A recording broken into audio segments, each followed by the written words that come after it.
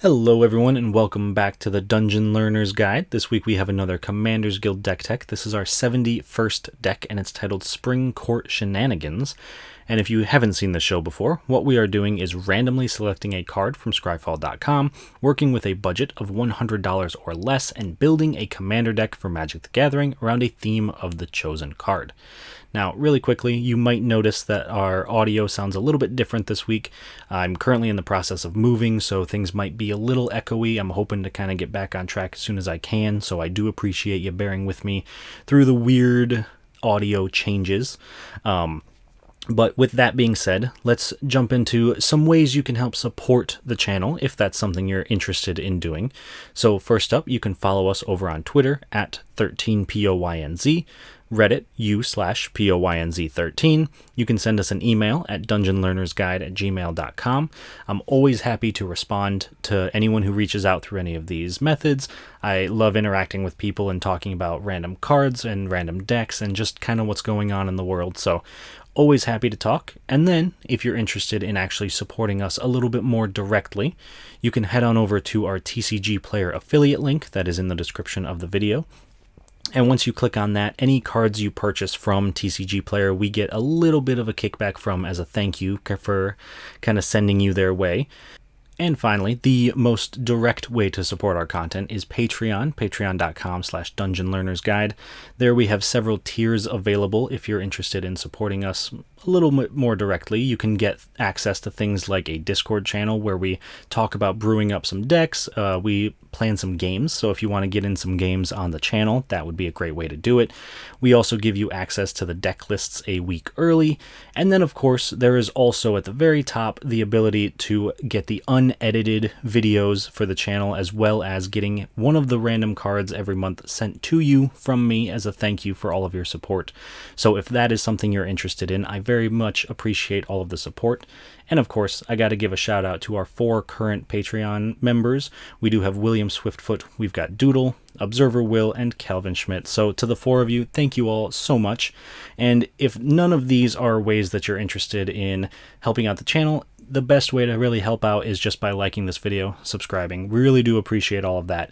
So thank you to everyone for all of your support, and I suppose I've probably rambled enough, so let's get into the actual deck tech. Now, first up, we got to talk about our random card of the week, and this one was suggested to us by Victoria. She sent us an email requesting this card, and that is Rubinia Soulsinger. So Rubinia is 2 green, white, blue for a 2/3 legendary creature fairy. You may choose not to untap Rubinia Soulsinger during your untap step, and you can tap Rubinia to gain control of target creature for as long as you control Rubinia and Rubinia remains tapped. So we can essentially take something that our opponents have, and as long as we don't untap our commander, we get to keep that thing. So as with all of our deck techs, if we get a legendary creature as our random card of the week, that does mean that it's also our commander. So we are playing a Rubinia deck this week. It is green, white, and blue. And before we jump into some of our themes, I want to make sure that I'm open and honest about this deck in particular. Lately, we have done a lot of decks that centered around taking things that belong to our opponents, so I wanted to try to make sure that we didn't focus too hard on that theme for this week, because we've done that a lot lately and I didn't want it to get too repetitive. So I wanted to look at a different way to build Rubinia. And the way that I finally landed on is going to be Faerie Tribal. Rubinia is a fairy, and there are some nice unused fairies in green that don't get to see a lot of play because most of the Faerie Tribal decks tend to be blue and black. So we are going to be playing a Faerie Tribal deck, which is represented here by Scion of Una, which is 2 and a blue for a 1/1 fairy soldier. It's got flash, it's got flying, it gives other fairies +1/+1, and it also gives other fairies Shroud. So Scion of Una is definitely one of the more powerful Lord effects in the deck, and it's surprisingly one of the very few blue fairies that actually care about other fairies. Looking up some of the fairies for this deck, I found out a lot of the Fairy Lord effects were actually in black, not in blue, so I was a little bit surprised by that. But we do have some really sweet ones, so don't worry too much about that. So that is theme number 1, fairies. And then I figured since we have a ton of fairies are very good at flying, so our next theme is taking care of our flying creatures. We want to make sure that we're protecting them, we're pumping them up, and we're doing everything we can to benefit from the fact that most of our creatures fly. So, for example, we have Jubilant Skybonder, which is 1 and 2 hybrid Azorius mana for a 2/2 human wizard. It's got flying, and it says creatures you control with flying have spells your opponents cast that target this creature cost 2 more to cast. Now, it is noticeable, because I made this mistake when I read this card, especially playing one of the games, that this is not actually Ward 2. It looks like it is because spells your opponents cast cost 2 more to cast to target this creature, but it doesn't count abilities. So that is a distinct difference. It's not officially Ward 2 because it doesn't hit abilities, but it's still super strong because if someone wants to kill any of our flying creatures, they have to pay an extra 2 mana to do it, and that can be really, really useful, especially if we have Scion of Una giving stuff Shroud. They have to kill the Scion first, got to pay the 2 mana to do it, then they've got to be able to kill the other stuff, so super useful, and we have a lot of cards in the deck that care about flying specifically, and this is just a good example of that. And then finally, we get to our last theme, and something that doesn't show up in these 2 cards in particular is that a lot of fairies actually have enter the battlefield effects. And one thing the Bant colors are very good at is blinking permanents. So we do have a blink sub-theme in the deck as well. And that is referenced here by Rune of the Hidden Realm, which is 2 green, white, blue, for a 4/4 legendary creature Rhino Soldier. He's got Vigilance and Trample, and you can pay 2, tap him, exile another target creature, return that card to the battlefield under its owner's control at the beginning of the next end step.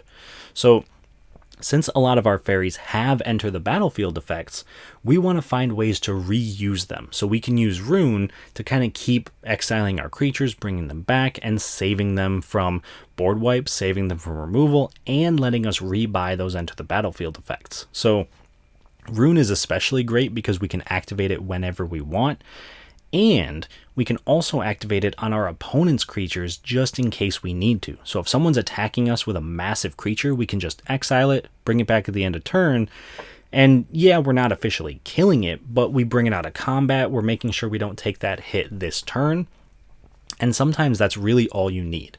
So those are the themes for this deck. We are Faerie Tribal, we're Flying Tribal, and I guess technically Blink Tribal.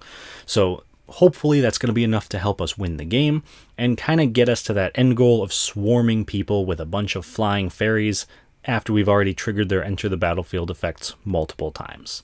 Now, with all of our themes out of the way, let's take a look at some key cards, some of the cards that really help this deck run and kind of figure out what we want to do and how we're going to win.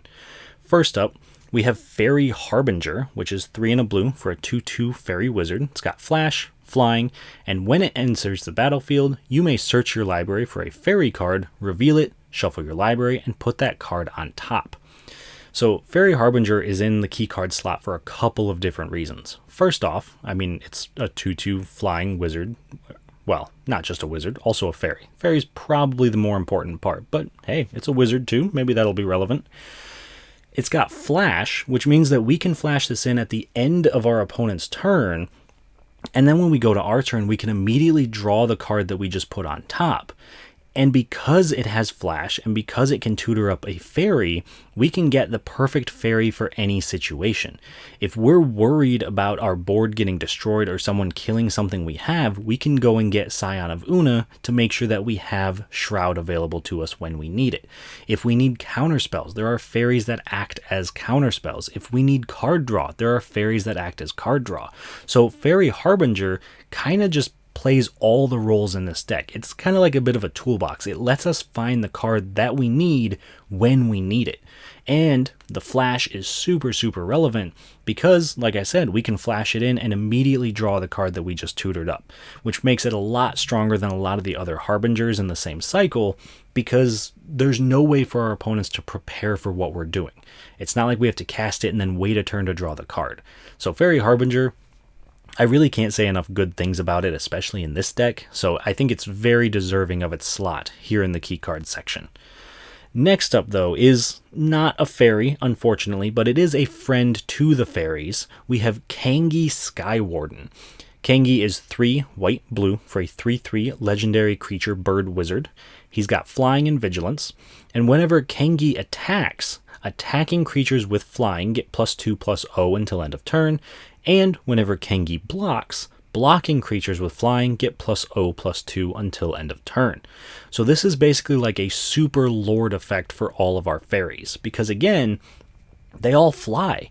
All of our fairies are going to be flying over whatever our opponents are doing, and with Kangi on board, the smallest fairy we could have is a 2-power fairy, and that's assuming they had 0 power to start with.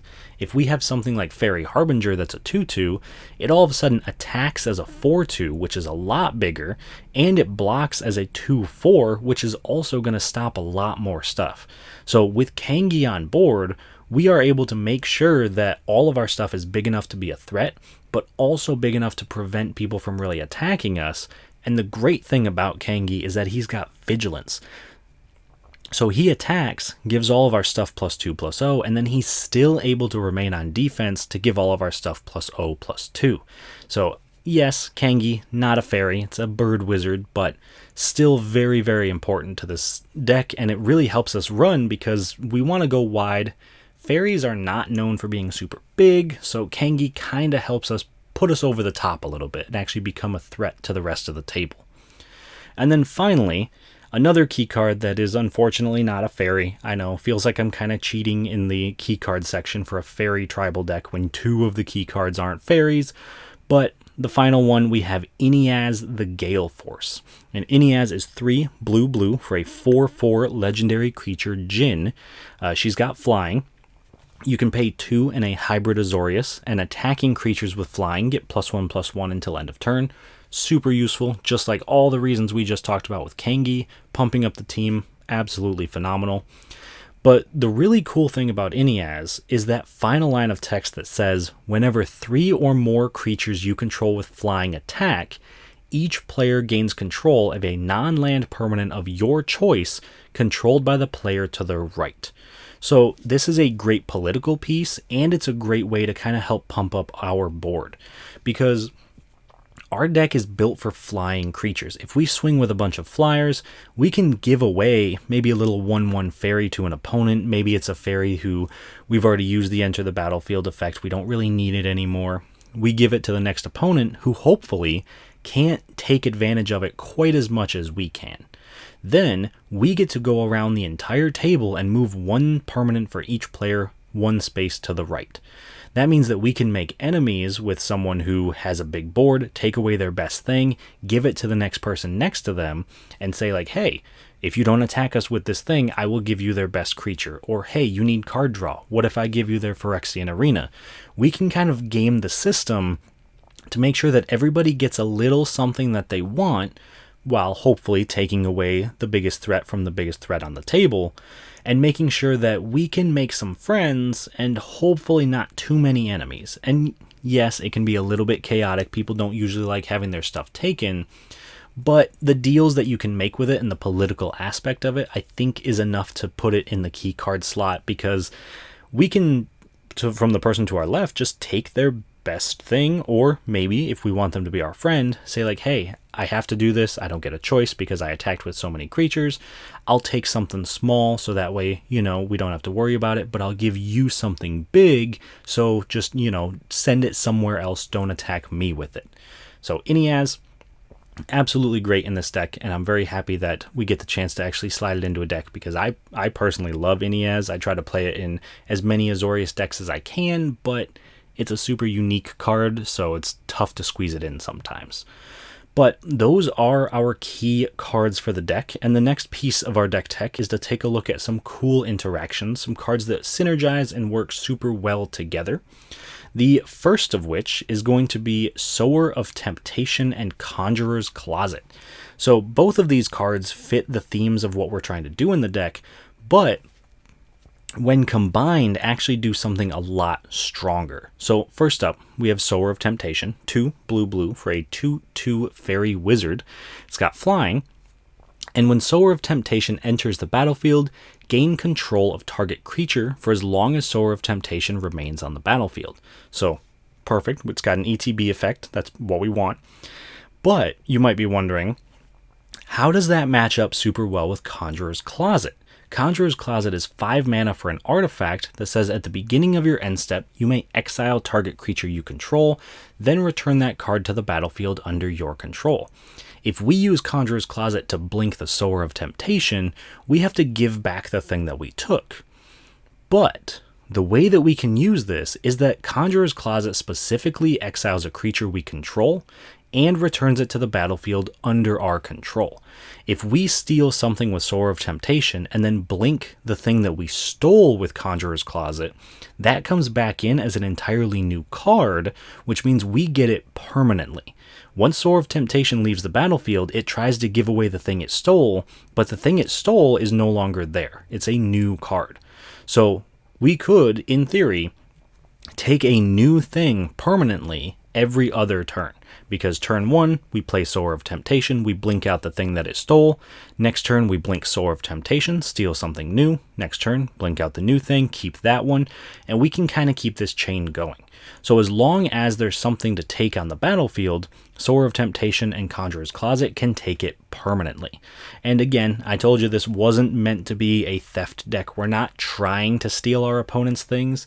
But when 2 of our cards that are already in our themes kind of do that already, it just makes sense to, use that to our advantage.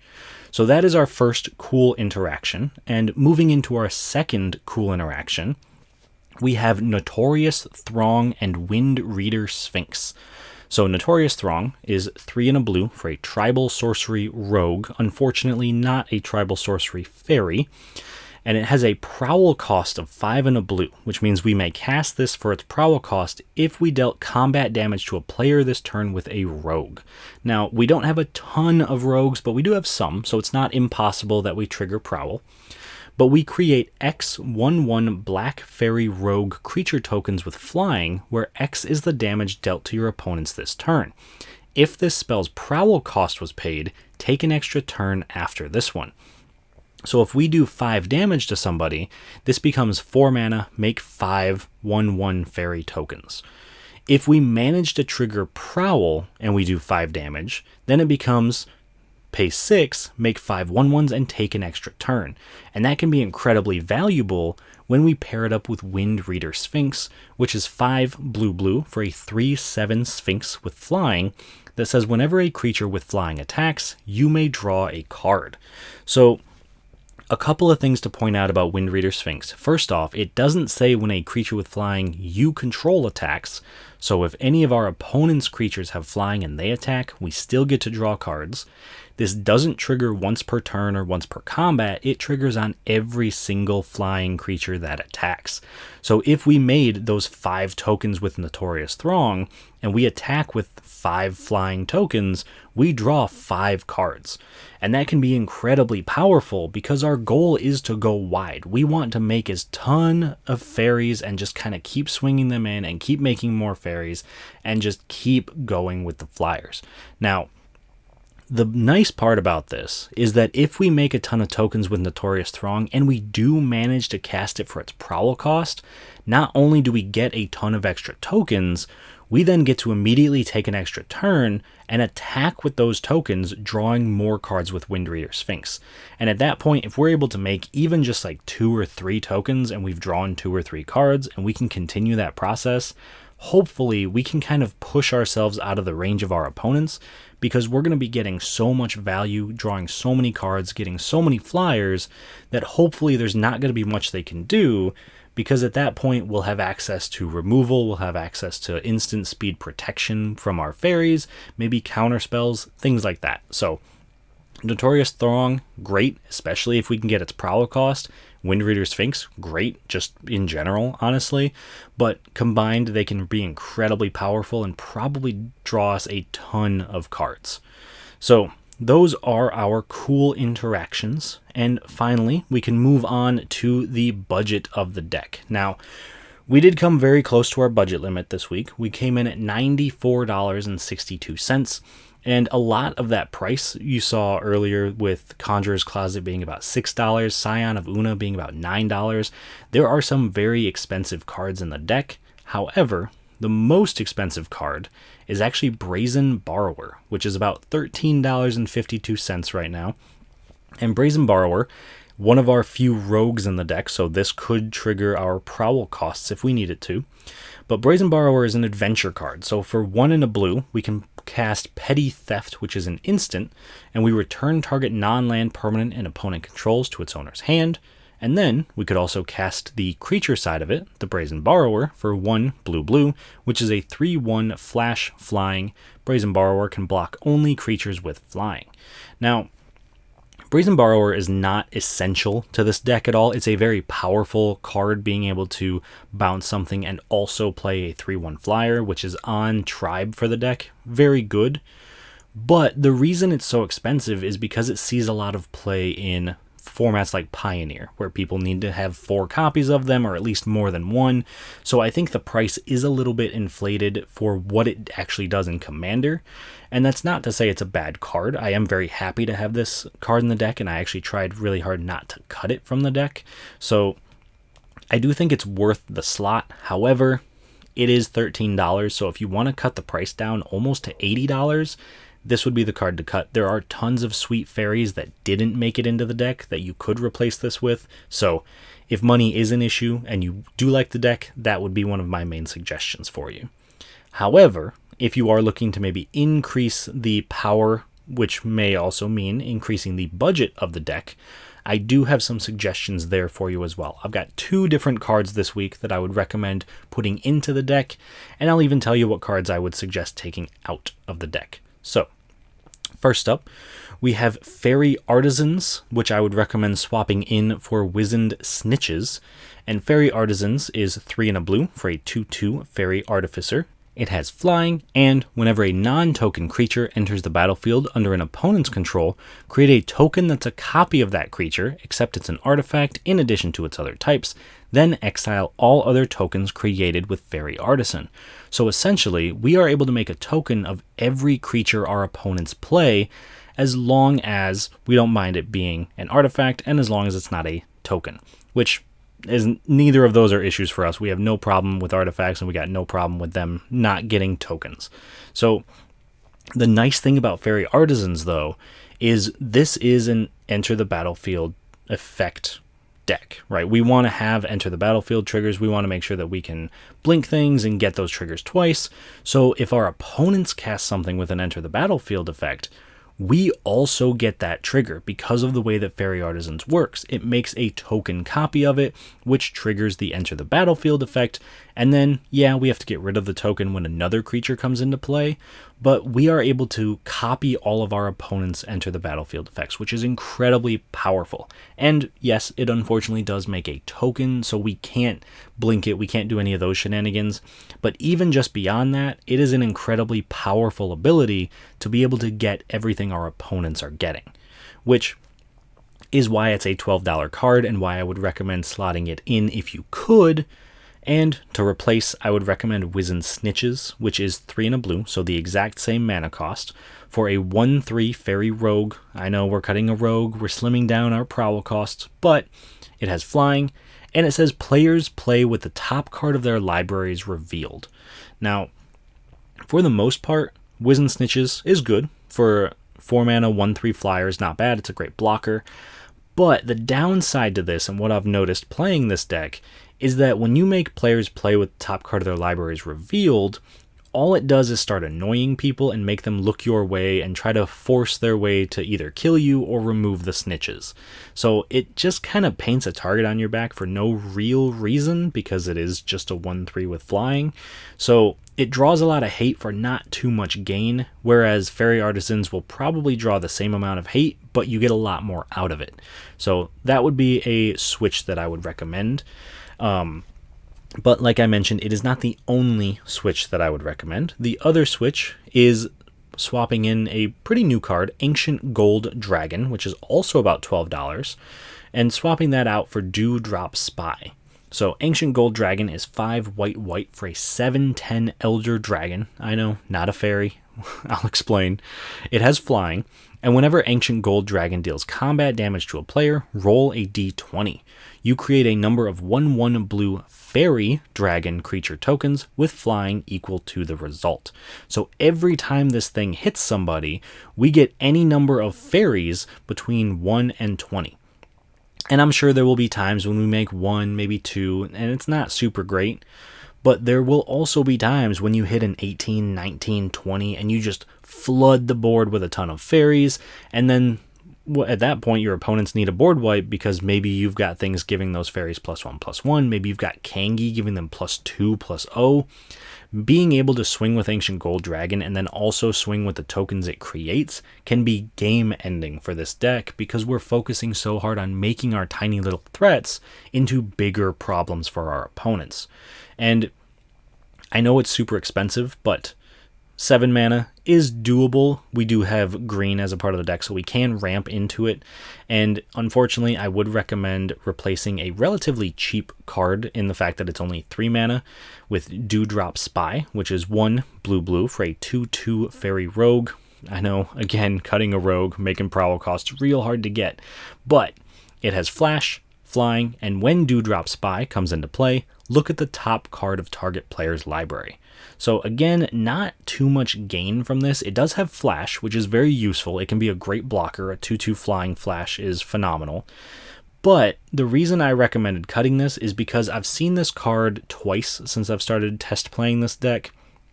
And what you may know about me and the way that I play Commander is that I play most of it at this point over Spell Table. So playing Dewdrop Spy is just difficult for me personally. So that is why I would cut it, because if I say I'm going to look at target opponent's library, I can't do that without them revealing the card to everyone at the table, which kind of gets around the actual rules of the card and isn't incredibly fun. So I, just for my own purposes and the sake of ease when it comes to playing the deck and playing over Spell Table, I would recommend cutting that. However, if you play in person, it's still a perfectly fine card because you can just kind of sneak a peek at your opponent's libraries and do what it wants you to do. But like I said, this is just kind of a quality of life swap for me personally. Plus, Ancient Gold Dragon is just absolutely bonkers in this deck. So I highly recommend it if you get the chance. But that finally brings us to the end of our deck tech. And the last thing we've got to do with this deck is see how it actually runs in a game. Now, the nice thing, though, is that this week we have not one game, but 2 separate games. So first up, we are going to play a game against Jason, Shawn, and Bilal. And Jason is going to be playing his Geist of St. Traft deck, which is going to be an aura-style Voltron deck. So he wants to load Geist of St. Traft up with as many auras and equipments as possible. Mainly auras, but there are some equipments. Because Geist of St. Traft naturally has hexproof. So if he can make his commander super large, it's a lot harder for his opponents to kill it. So I think that Geist of St. Traft is one that I'm not too worried about because I think we're going to have enough fairies to block it, but I wouldn't be surprised if there are auras that just kind of give like unblockable and all of a sudden we're dead without really realizing it. So that is something to be aware of. Next up, we do have Bilal's Omnath Locus of Rage deck. This is a landfall deck. He wants to make a ton of elementals, make a ton of land drops, and just kind of run over his opponents with value and with damage and just kind of doing what Gruul wants to do, which is just smash. So I am very much looking forward to this. I do really like Omnath as a commander, and I like Gruul as a color pair. But it does concern me a little bit, especially because I know how landfall decks can work. And I think that we'll be able to fly over a lot of the stuff that he's doing, but I don't know if our fairies are necessarily going to be able to take on some 5/5s, because a lot of fairies tend to be pretty small. So we'll see how that one goes in the long run. And then finally, we have Shawn playing his Kumena Tyrant of Orazca deck, and this is a Merfolk tribal deck. I think that overall, the merfolk are going to have a lot more lords than we will. They're going to be a lot bigger than our fairies will. Our fairies are, for the most part, probably going to be more evasive. Being able to fly is a lot better than being able to just get in on the ground, unless, of course, they get island walk, in which case we have islands and there's really nothing we can do. The thing that worries me with Kumena, though, is that there's just so much value there, because he can tap his merfolk to draw cards, to put +1/+1 counters on his creatures, to make Kumena unblockable. There's just so much he can do with his board that really doesn't even involve attacking, right? Because he can draw all these cards and put counters on things and only attack when he's ready. So a little bit worried there. I don't know if we can quite keep up with that value, but we're certainly going to try. So that is our first pod, our first game, and I will talk to you all once that's done for game 2, but I hope you all enjoy it. At the start of the game, Jason goes first, followed by Bilal, Shawn, and then myself. On Jason's first turn, he plays a port town, revealing an island so that it comes into play untapped, and then casts Soul Ring. Bilal plays a Spire Garden. Shawn plays a forest. I play an island. Jason plays an island and casts his commander, Geist of Saint Traft, which has hexproof and makes a 4/4 angel token whenever it attacks, exiling it at the end of combat. Bilal plays a mountain and casts Summer Bloom, allowing him to play 3 additional lands this turn, but he only has 2, putting a forest and Carplucin Forest into play. Shawn plays an island and casts Rampant Growth, searching his library for a basic land and putting it into play tapped. I play a forest, and then cast Favorable Winds, giving all my creatures with flying +1/+1. Jason moves straight to combat, attacking Bilal for 2 with Geist of Saint Traft, making an angel that's attacking me for 4, exiling it at the end of combat. Then in his second main phase, he casts Sram Senior Edificer, making him draw a card whenever he casts an aura, equipment, or vehicle. He then plays an Azorius Chancery, returning an island to his hand. Bilal plays Clothis, God of Destiny. Shawn plays a forest and casts a Thought Vessel, gaining no maximum hand size, and also casts Metallic Mimic, naming Merfolk, allowing his Merfolk to enter with an additional +1/+1 counter. On my turn, I simply play Selesnya Sanctuary, returning a forest to hand, and pass. Jason plays an island and casts Angelic Gift on Geist, giving it flying and drawing 2 cards. After that, he casts Holy Avenger, drawing a card, and then moves to combat, attacking Bilal for 2 with Geist, creating a 4/4 angel that's attacking me, and exiles it at the end of combat. In Bilal's first main phase, Clothis triggers, exiling Rampant Growth from Shawn's graveyard, gaining Bilal 2 life, and doing 2 damage to each of his opponents. He then plays a forest, and casts a Cavalier of Flames, not discarding any cards when it enters. Shawn plays an island and casts Soul Ring, followed up by a Marrow Harbinger, which gets a +1/+1 counter as it enters, allowing him to search his library for a Merfolk and put it on top of his deck, choosing to get Tatiova Benthic Druid. He then casts his commander, Kumena, Tyrant of Orazka. On my turn, I play a forest and cast Willow Priestess, which can tap to put a fairy into play for my hand, or be activated to give a green permanent protection from black. Jason plays an island and casts Shielded by Faith on Geist, giving him indestructible and drawing a card. He also casts a Cartouche of Knowledge on Geist, giving him +1/+1, flying and drawing Jason 2 cards. He then moves to combat, attacking Bilal for 3 with Geist, making an angel that's attacking Shawn for 4, and exiles it at the end of combat. In Bilal's first main phase, Clothis triggers, exiling Summer Bloom from his graveyard, doing 2 damage to each opponent and gaining Bilal 2 life. This allows him to cast the Great Henge, allowing all his creatures to enter with a +1/+1 counter and drawing him a card when they enter. He also casts Spitfire Lagak, which does 1 damage to each opponent when a land enters under his control. He also gains 2 life from the Great Henge, puts a counter on the Lagak, and draws a card. He moves to combat, attacking Jason for 10 with both of his creatures. Then, at the end of turn, Shawn activates Kumena to tap 3 Merfolk and draw a card. On Shawn's turn, he casts Silvergill Adept, revealing Tatiova to cast it, putting a +1/+1 counter on it and drawing a card when it enters. He then casts Tatiova, Benthic Druid, putting a +1/+1 counter on it when it enters, and allowing Shawn to draw a card and gain a life whenever a land enters under his control, which he immediately does, playing an island. After that, he activates Kumena, tapping Metallic Mimic to give his commander unblockable, and attacks Bilal for 3. I play a Blighted Woodland, sacrificing it to search my library for 2 basic lands, putting them into play tapped. Jason plays a Nimbus Maze, and then casts a Mind Stone, followed up by casting a Dream Trawler, which gets +1/+0 for each card Jason has drawn this turn, and also allows him to discard a card to tap it and give it hexproof. He also shifts the Shielded by Faith over to the Dream Trawler when it enters. After that, he moves to combat, attacking Bilal for 3 with Geist, and me for 4 with the Angel that it creates. In Bilal's first main phase, Klothys triggers, exiling an island from Jason's graveyard, making a green mana. With the mana, he casts Elder Gargaroth, putting a counter on it and drawing a card. He then pays 2 mana, gaining 2 life with Great Henge, to activate Cavalier of Flame, giving all his creatures +1/+0 and haste until the end of turn. This allows him to attack Jason, triggering Gargaroth, drawing a card, and then Jason blocks with Dream Trawler, gaining 3 life. In Bilal's second main phase, he plays a Forest, doing 1 damage to each opponent with the Lagak, and at the end of turn, Shawn taps 3 Merfolk with Kumena to draw a card.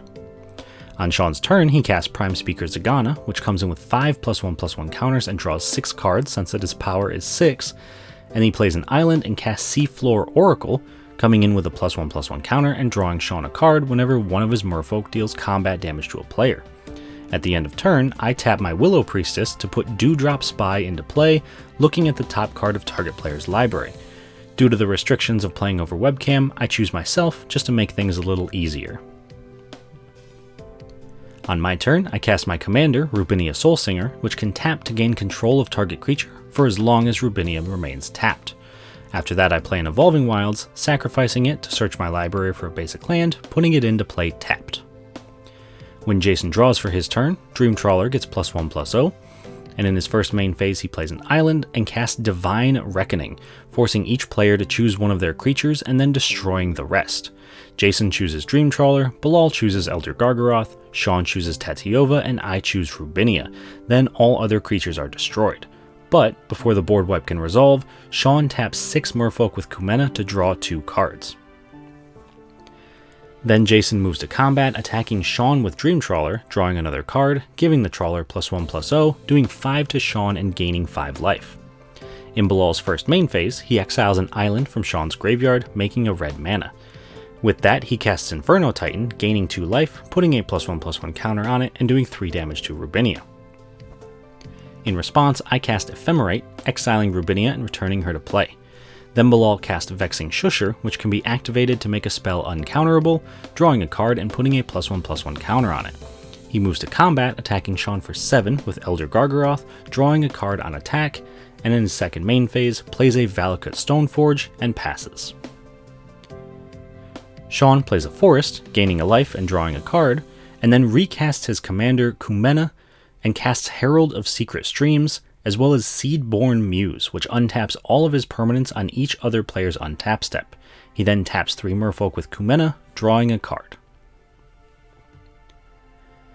I play a Faerie Conclave, and then cast Teleportation Circle, allowing me to exile a creature at the end of my turn and return it to the battlefield under its owner's control. After that, I cast a Sprite Noble, giving my flying creatures +0/+1, and can tap to give my flying creatures +1/+0. At the end of turn, Jason sacrifices his Mind Stone to draw a card, and Shawn taps 3 Merfolk with Kumena to also draw a card. When Jason draws for his turn, Dream Trawler gets +1/+0, and he plays a Plains before casting Heliod's Pilgrim, searching his library for an aura, choosing Daybreak Coronet, putting it into his hand. Once he has it in hand, he casts the Daybreak Coronet on the Dream Trawler, giving it +3/+3, First Strike, Lifelink, and Vigilance. He also equips the Holy Avenger to the Dream Trawler, giving it double strike, and allowing him to put an aura from his hand into play attached to it whenever it deals combat damage. He then attacks me, drawing a card and making his Trawler an 8/8. Before blocks, I attempt to gain control of Dream Trawler with Rubinia, but Jason discards a card to tap it and give it hexproof until the end of turn. This forces me to block with the Sprite Noble, killing the fairy while Jason gains 8 life. Then, at the end of turn, Shawn taps 3 Merfolk with Kumena to draw a card.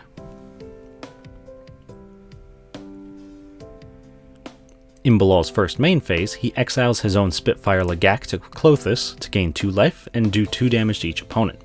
He then plays a Mountain and casts Rishkar's Expertise, gaining 2 life and drawing 7 cards since he has a creature with 7 power, as well as being able to cast a spell mana value 5 or less from his hand for free, resulting in him casting Stolen Strategy, which allows him to exile the top card of each opponent's library in his upkeep, being able to cast those spells that turn. When Bilal moves to combat, he attacks Shawn for a total of 18 damage with Klothys, Gargaroth, and Inferno Titan, drawing a card, doing 1 damage to Herald of Secret Streams, killing it, and doing 2 damage to Shawn. Before blocks, Shawn casts Beast Within to destroy Elder Gargaroth, making Bilal a 3/3 Beast token, and also casts an Inspiring Call, drawing a card since he has 1 creature with a +1/+1 counter, giving Tatyova Indestructible and using it to block Inferno Titan. This means that Shawn only takes 4 total damage.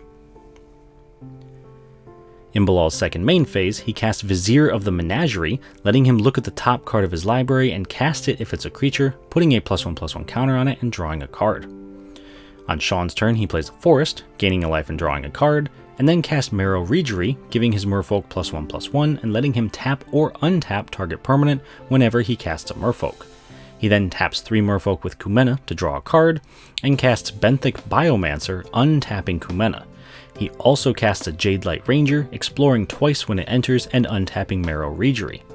Finally, he casts a Merfolk Sovereign, giving his Merfolk +1/+1 and untapping Tatyova, and casts Coralhelm Commander, tapping Tatyova in response to give Kumena unblockable so that he can untap it with Marrow Reegery.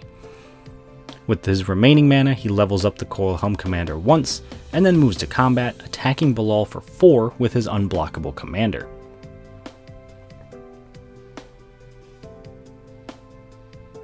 At the end of turn, Shawn taps 6 Merfolk with Kumena to draw 2 cards. On my turn, I cast Rune of the Hidden Realm and pass. But at the end of my turn, Shawn taps 5 Merfolk for Kumena to put a +1/+1 counter on all of his Merfolk. Then, when Jason draws for his turn, his Dream Trawler gets +1/+0, he plays a Plains, and then casts Holy Mantle on Dream Trawler, giving it +2/+2 and protection from creatures. He also casts Sage's Reverie on Dream Trawler, giving it +1/+1 for each aura attached to it, currently giving +4/+4, and also drawing him a card for each aura he controls, drawing 4. He moves to combat, attacking Shawn with Dream Trawler, drawing a card, and doing a total of 40 damage to Shawn, gaining 40 life, knocking Shawn out of the game. In Bilal's upkeep, his opponents exile the top card of their library, hitting Swiftfoot Boots and Notorious Throng, being able to cast them this turn. Then, in his first main phase, he exiles his own Rishkar's Expertise with Klothys, doing 2 damage to each opponent and gaining 2 life.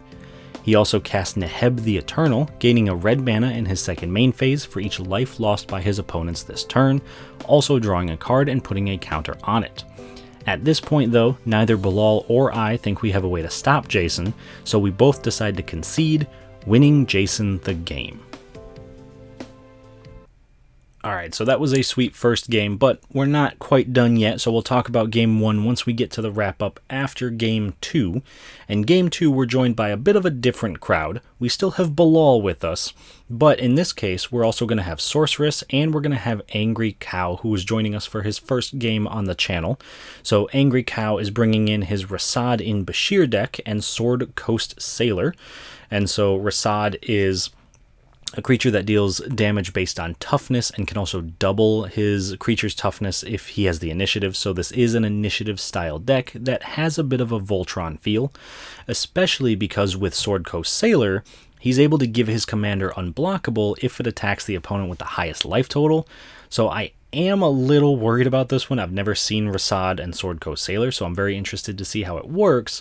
But Rasad's going to be coming down doing 3 damage at a minimum. If he has the initiative, he's going to be doing 6. So I think it can add up very, very quickly. And an unblockable Voltron commander is definitely something that has me concerned. Because we can make as many fairies as we want, but if we can't block it, then, what are we going to do? So I'm interested to see this deck, but I'll be honest, it does scare me a little bit.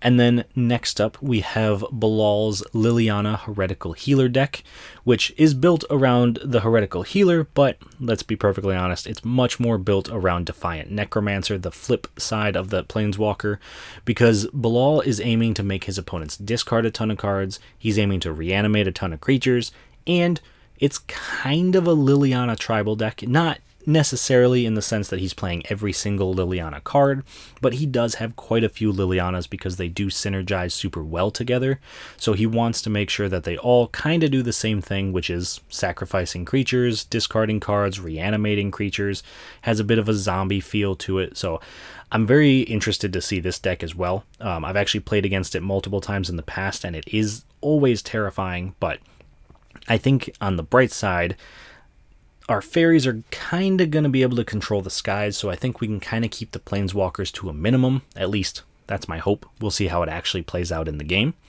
And then finally, we have Sorceress playing her Mathis Fiend Seeker deck, and this is a deck that she has played on the channel before. It's a very sweet deck.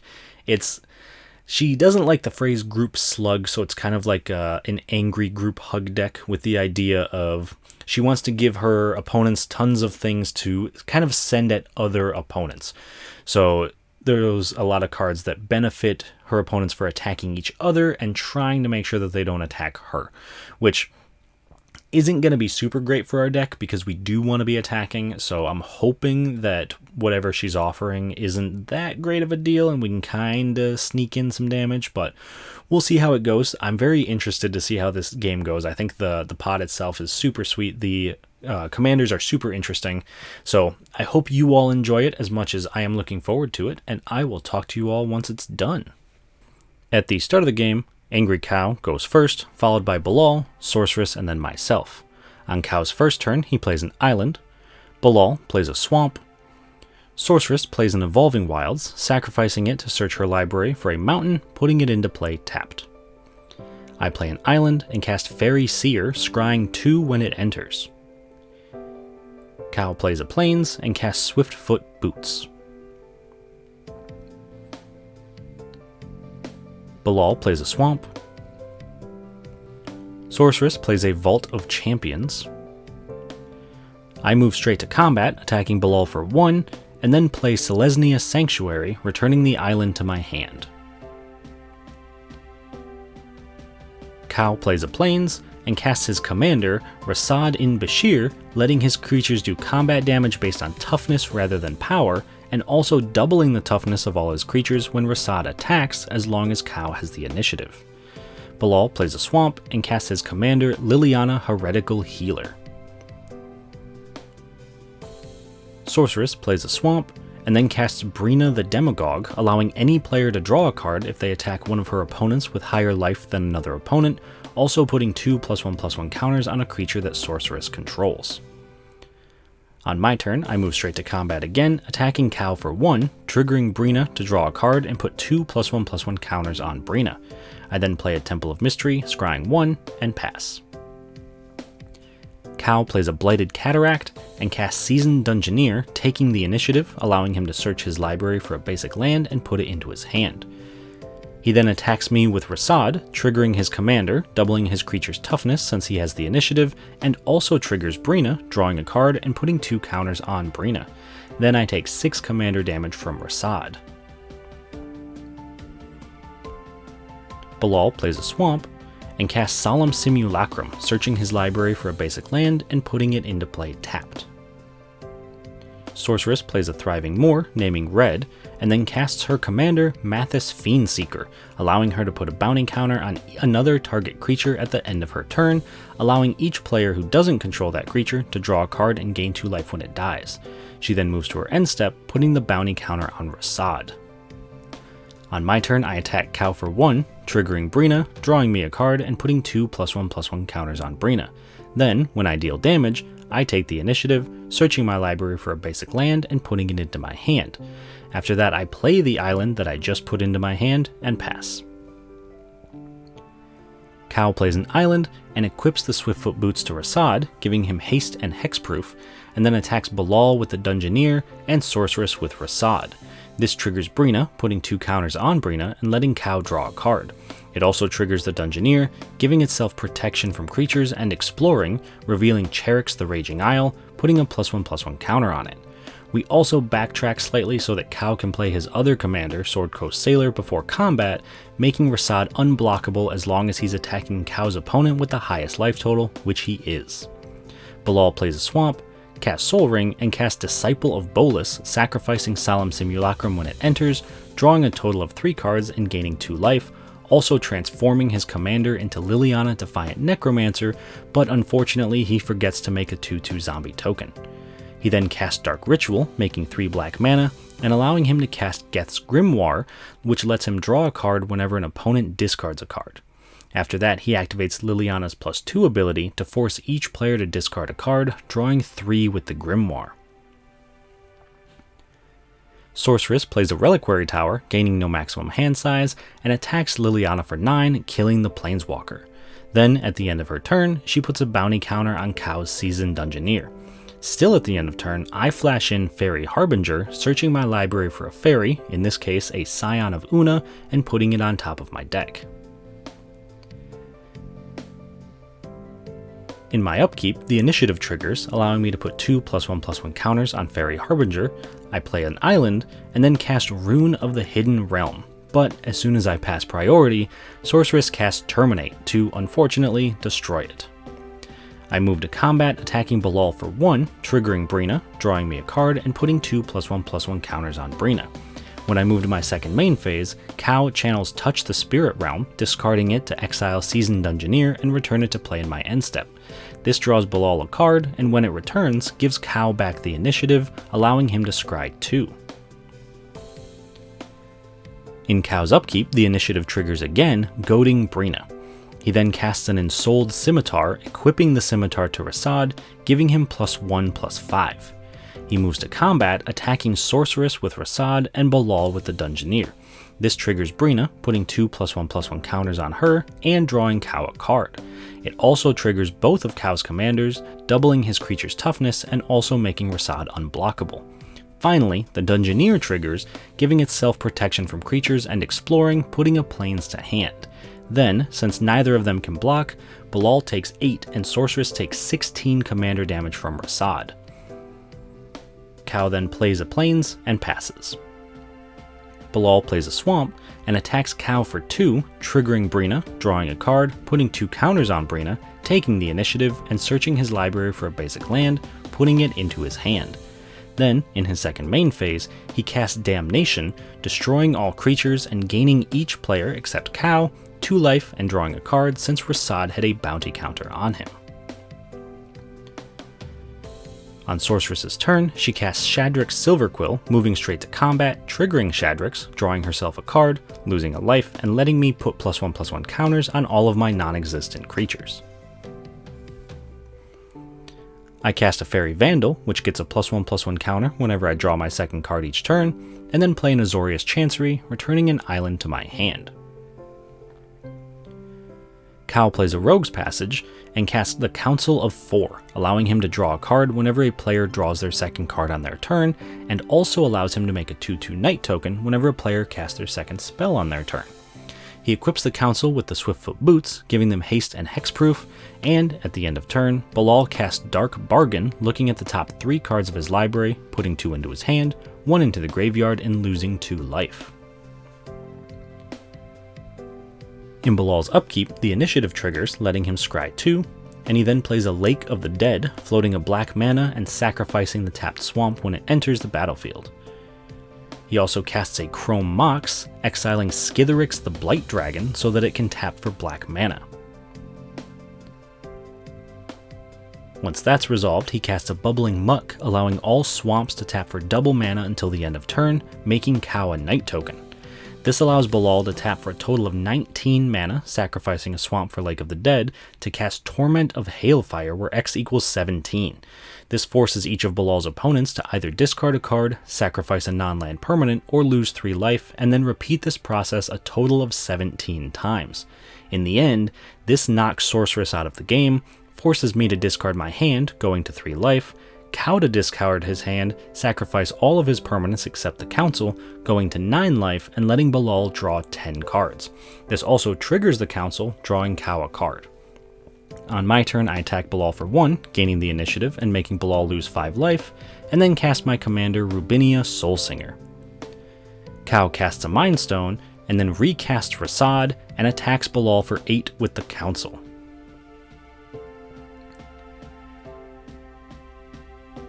Bilal plays a Cabal Stronghold and casts Toxic Deluge, paying 8 life to give all creatures -8/-8 until the end of turn. After that resolves, he casts a Liliana Death's Majesty and activates Liliana's -3 ability to return Solemn Simulacrum from his graveyard to the battlefield, searching his library for a basic land, putting it into play tapped. In my upkeep, the initiative triggers, drawing me a card, and then I cast a Jubilant Skybonder, making my opponents pay an extra 2 mana to target my flying creatures with spells, and I also cast a Fae of Wishes.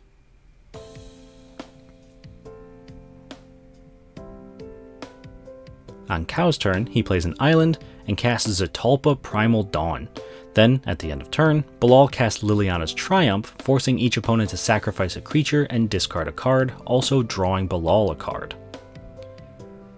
On Bilal's turn, he moves to combat, attacking me for 2, and I decide to block with the Skybonder, killing both creatures, drawing Bilal a card. In his second main phase, he casts Liliana Vess, and activates Liliana Vess's -2 ability, searching his library for a card and putting it on top of his deck. He follows that up by casting Greed, which allows Bilal to play a black mana and 2 life to draw a card.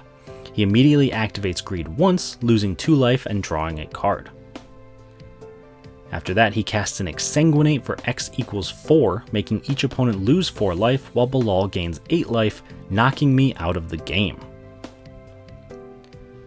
Finally, he activates Death's Majesty's +1 ability, making a 2/2 zombie token and milling 2 cards.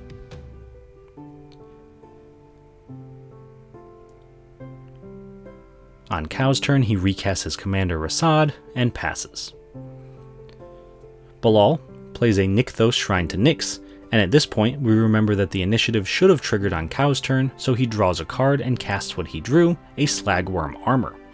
Bilal then casts Mikaeus the Unhallowed, giving all his non-humans Undying. This then lets him cast Triskelion, which enters with 3 +1/+1 counters and can have a counter removed to do 1 damage to any target. With this pair of cards, he can infinitely remove counters from Triskelion to do infinite damage to Cow, winning Bilal the game. Alright, so we come to the end of 2 very sweet games, and unfortunately our deck didn't quite do everything that we wanted it to do.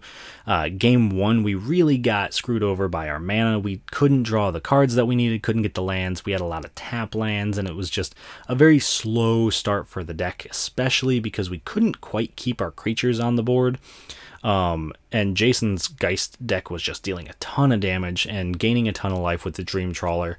And honestly, it was my own mistake when he attacked us with the Dream Trawler and I attempted to take it with Rubinia. I completely forgot that he could give it hexproof.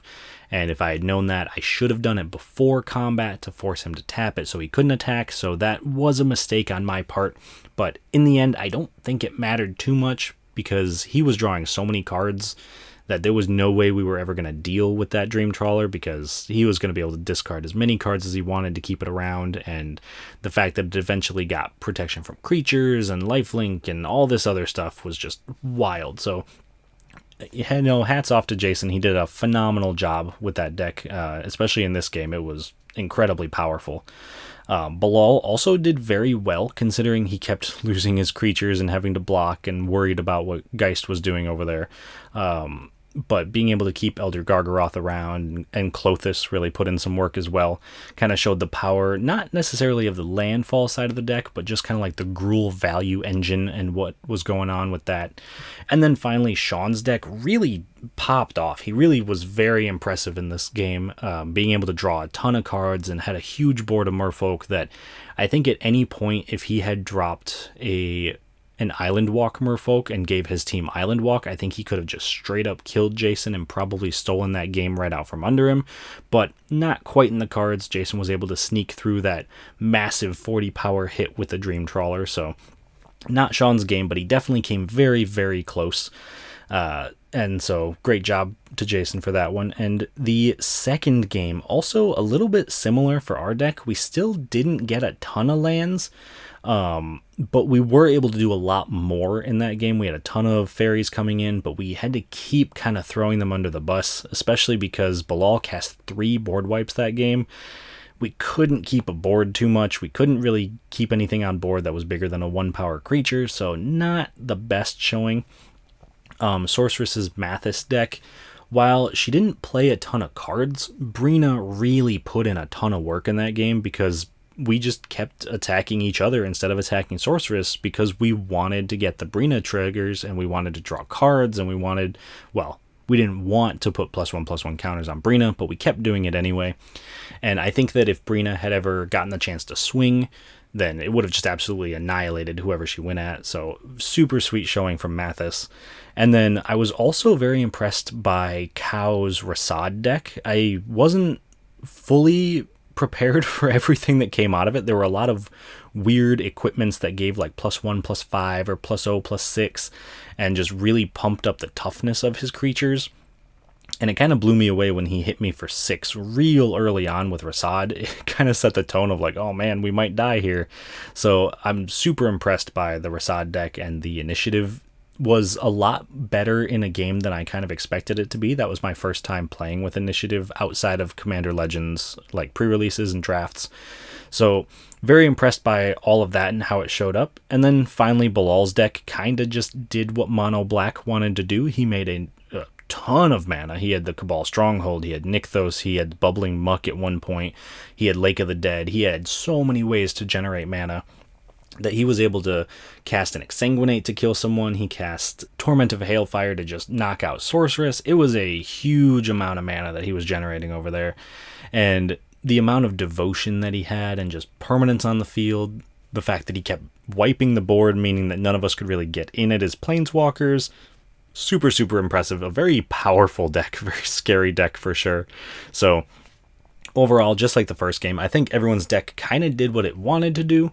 One deck just did a little bit more than all the others. So I was very happy with the games. I thought they were a ton of fun. I hope you enjoyed them as well. As always, if you have any suggestions for future cards that you would like to see turned into decks for this channel, please do let me know. You can drop them in the comments below. You can send them to me on Twitter, Reddit, email, wherever you want. Please do like the video, subscribe to the channel as well. It does help out a lot. But with all of that being said, I hope you enjoyed it, and I will see you all on the other side of the Dungeon Learner's Guide.